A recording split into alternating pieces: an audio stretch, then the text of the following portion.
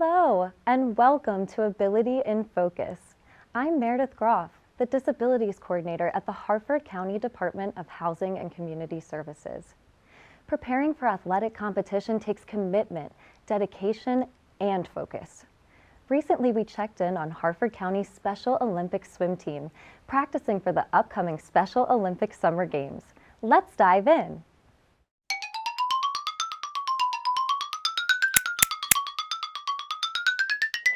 So I am the head coach for Special Olympics of Harford County Swimming, and we practice on Wednesday evenings, which today is one of those evenings. So we're here to practice. This is preparing us for Summer Games, which happens in mid to late June of 2025. I'm doing the 100 breaststroke. I've done the breaststroke last year for the first time, and I've actually got gold medal during the Summer Games of 2024. So it was quite a shock, but yeah, it's pretty good for a first time. But what we do in practice is to try to prepare them for whatever event they're going to swim in Summer Games. We will practice the relay, which is a four-person swim event where they have to take turns in a four-person race. As long as we have all four people in practice, we will practice that. We'll sometimes just start them in a kind of like a race. So we try to emulate what they're going to do. We currently have 16 swimmers. Many are returning swimmers. We have one who's just joined us this year, and we did lose a couple of veteran swimmers. So we're usually around 15 to 20, depending. We have swimmers that have varying different skills. We have one swimmer who we are trying to make sure that he gets from one end of the pool to the other without touching the bottom or the sides or the lane line. But then we also have one particular swimmer who can do a 1500 freestyle, which is 60 lengths of the pool, which a lot of people are really surprised about. We have several swimmers who are working on multiple strokes. Just about everyone swims freestyle or backstroke, but we have several who are learning butterfly, breaststroke, learning to dive in, learning the flip turn. They're pushing themselves to learn new skills. The favorite part of swimming is my team. They're like a second family to me. For the team, it was great working with them, so we know what we're doing at the same time. The butterfly and the breaststroke are very difficult to get the coordination of. Either physically or just getting the right coordination to not be disqualified, because our swim technique does satisfy the USA swimming rules. The hardest part of the breaststroke is kicking my legs for a long time, like to keep up with the other swimmers. The hardest part of swimming for me is the breaststroke. It's trying to get the timing.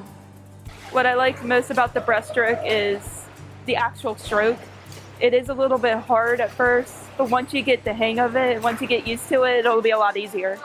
I definitely like this. This is the best I like. So you have to be like a dolphin while diving. I'm most proud of the fact that the swimmers want to learn things like the flip turn and the diving and the different strokes. Each year, I talk to them at the beginning of the season, ask them, what do you want to race in? Let's figure out what you want to do so we can focus on that. My favorite part of swimming is meeting new friends and also always listening to directions and having fun.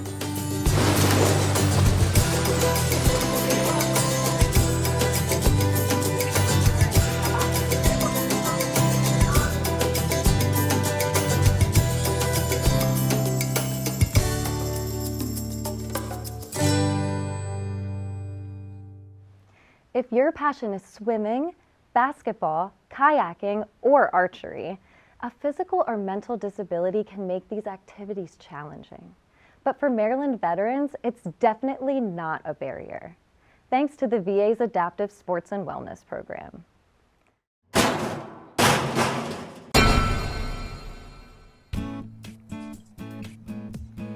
Hi, my name is Lauren Buckingham. I'm the Adaptive Sports Coordinator, and we're here today at the Perryville VA Medical Center to talk about all things adaptive sports and the programs we offer for our Maryland veterans. Adaptive sports is very similar to that of regular sports. However, we have the ability to adapt based on individual needs of the veterans that we serve. As a part of our VA adaptive sports program, we utilize things like kayaking, cycling, fishing, archery, air rifle, and other types of leisure and recreation programming to serve our veterans in any capacity that they have or abilities that they're coming with.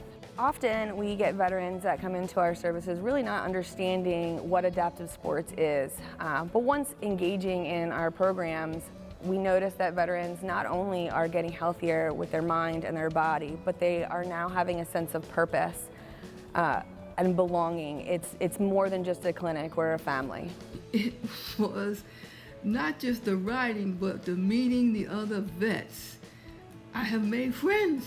So our primary focus when you first become a part of our adaptive sports clinic is the entry level of all recreation, leisure, and sports programs. However, we have the ability to then progress that level to competitions, whether it is regional, like the one that we just wrapped up with West Virginia, and the air rifle, where our adaptive and unadaptive veterans received gold medals, or going on to the national level competitions where they would compete against other VAs nationwide. Another goal that we have within the Maryland VA is also transitioning veterans into the community, whether it is with our community partners or that camaraderie that they create while in our programs, then being able to do those things outside of the VA together.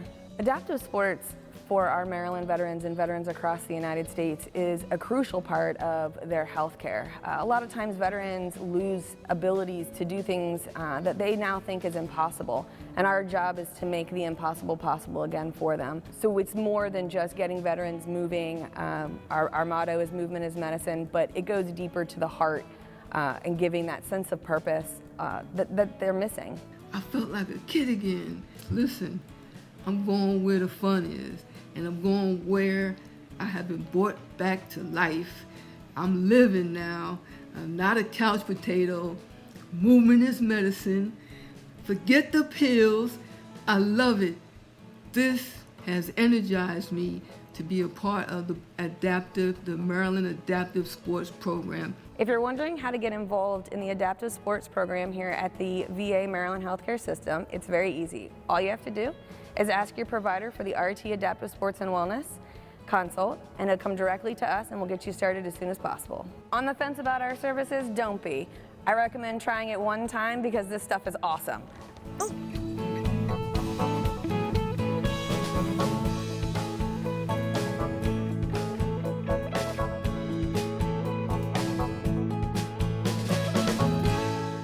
Maryland residents and visitors now have the option to text 911 if they are unable to place a phone call. To send a text, enter 911 in the to line. In your message, include the location of your emergency and the type of help needed. Si el servicio de enviar mensajes de texto al 911 no está disponible o no es ofrecido en su área, usted recibirá un mensaje diciéndole que contacte al 911 por teléfono o por TTY. 911. Call if you can, text if you can. Welcome back to Ability in Focus. If the weather is warm and the sun is shining, it must be bike camp time. Bike camp is designed to give Harford County citizens ages 8 and above with differing abilities the chance to feel the fun and the freedom of riding a bike.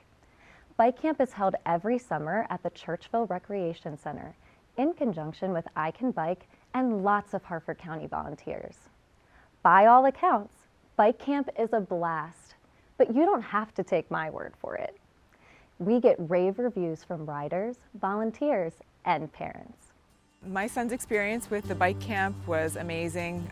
He really enjoyed it. It made him feel included in different activities that other kids with differing abilities, such as his, have. And as a parent, it was great to be around other parents that deal with the same kind of challenges that I do, and just to have some social interaction. And he seemed so proud of himself to, take part in this, and just to be able to do different things that he had not tried, like the tandem bike he really enjoyed, and just riding the bike all together with all the kids around, he really enjoyed it, and it was nice as a mom to see that. I feel like it is really important to have these different activities for kids like Liam, because it makes them feel included in the community, and it builds awareness of autism and different challenges that parents have.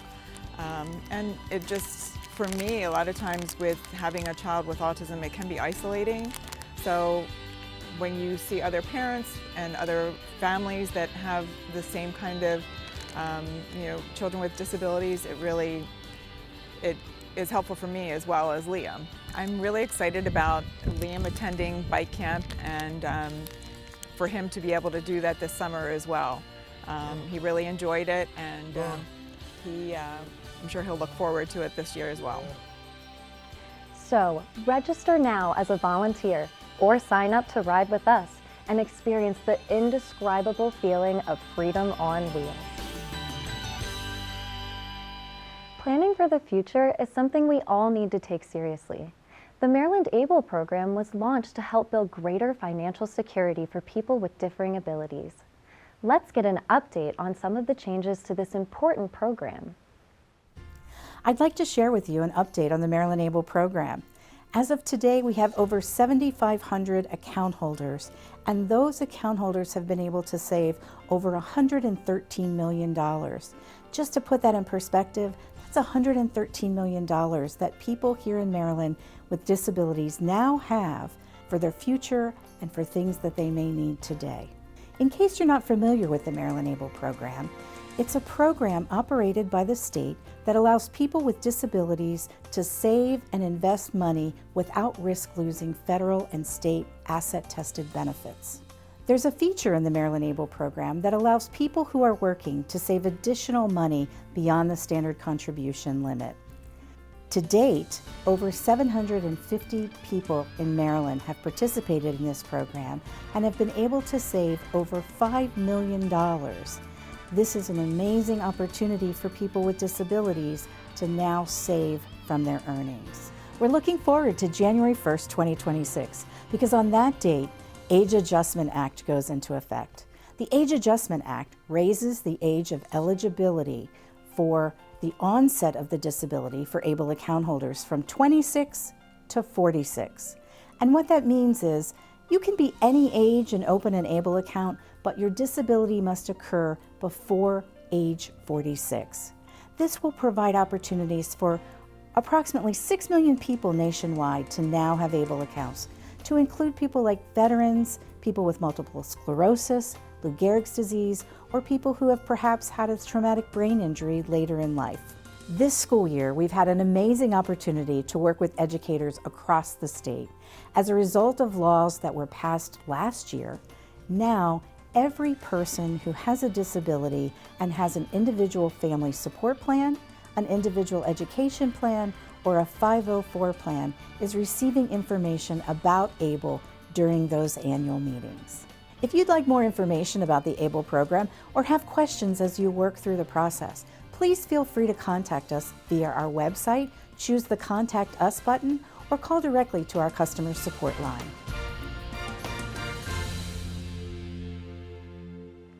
There are lots of programs and resources available for people with differing abilities, and one place where you can explore them is the Empowered Expo.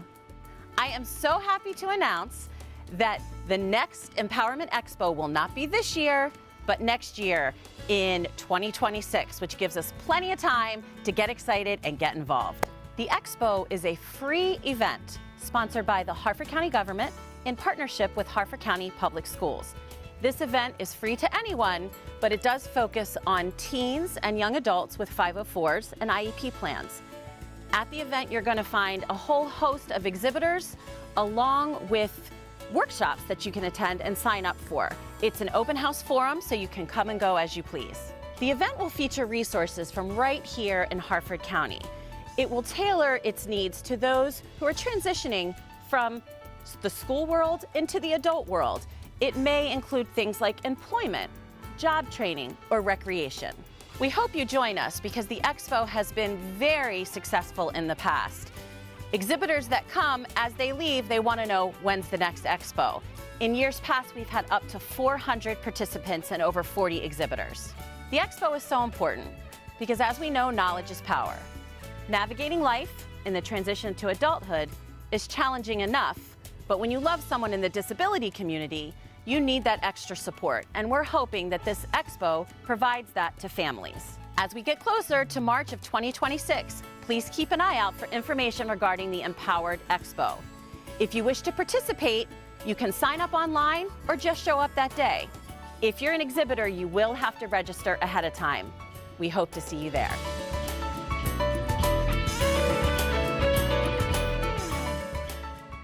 The Harford County Commission on Disabilities has done a great job connecting people with programs and resources and events for people with disabilities, their families, and caregivers. There's a complete listing of programs and services in the Harford County Resource Guide. You can call to request a resource guide or access one online. And here are more places to get the help and the information that you need.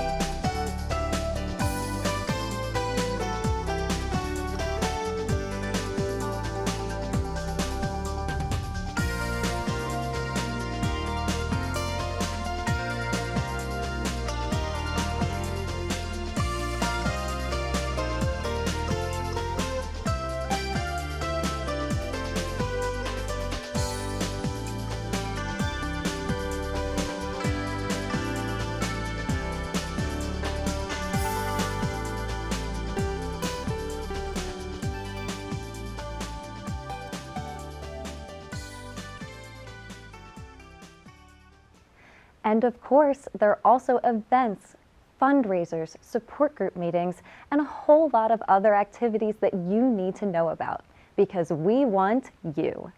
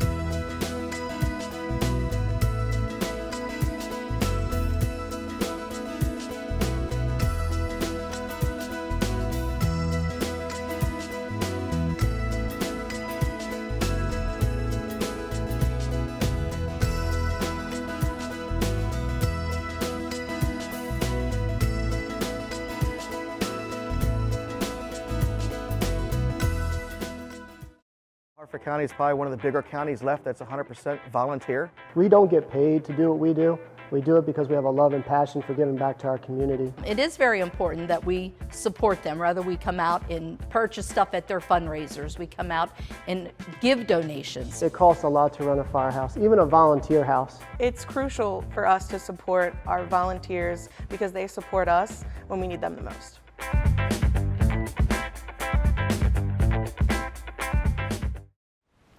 Before we go, I'd like to remind you that in accordance with the requirements of Title II of the Americans with Disabilities Act of 1990, Harford County does not discriminate against qualified individuals with disabilities on the basis of disability in our services, programs, or activities. In regards to employment, the county does not discriminate on the basis of disability in its hiring or employment practices, and complies with all regulations promulgated by the U.S. Equal Employment Opportunity Commission under Title I of the Americans with Disabilities Act. In regards to effective communication, the county will generally, upon request, provide appropriate aids and services leading to effective communication for qualified persons with disabilities so that they can participate equally in the county's programs, services, and activities, including qualified sign language interpreters, documents in Braille, and other ways of making information and communications accessible to people who have speech, hearing, or vision impairments. In regards to modifications to policies and procedures, the county will make all reasonable modifications to policies and procedures to ensure that people with disabilities have an equal opportunity to enjoy all county programs, services, and activities. For example, individuals with service animals are welcome in all county offices, even where pets are generally prohibited. Anyone who requires an auxiliary aid or service for effective communication, or a modification of policies or procedures to participate in a county program, service, or activity, should contact me at the Department of Housing and Community Services as soon as possible, but no later than 48 hours before the scheduled event. The ADA does not require the county to take any action that would fundamentally alter the nature of its programs or services, or impose an undue financial or administrative burden. Complaints that a county program, service, or activity is not accessible to persons with disabilities should be directed to me at the Department of Housing and Community Services. The county will not place a surcharge on a particular individual with a disability or any group of individuals with disabilities to cover the cost of providing auxiliary aids or services or reasonable modifications of policy. Thank you for sharing this time with us here on Ability in Focus. Let us know what you think about the show and what you would like to see more of or less of. You can contact us at disability@harfordcountymd.gov or call us at 410-638-3373 with your ideas and suggestions for Ability in Focus. Until next time, I'm Meredith Groff.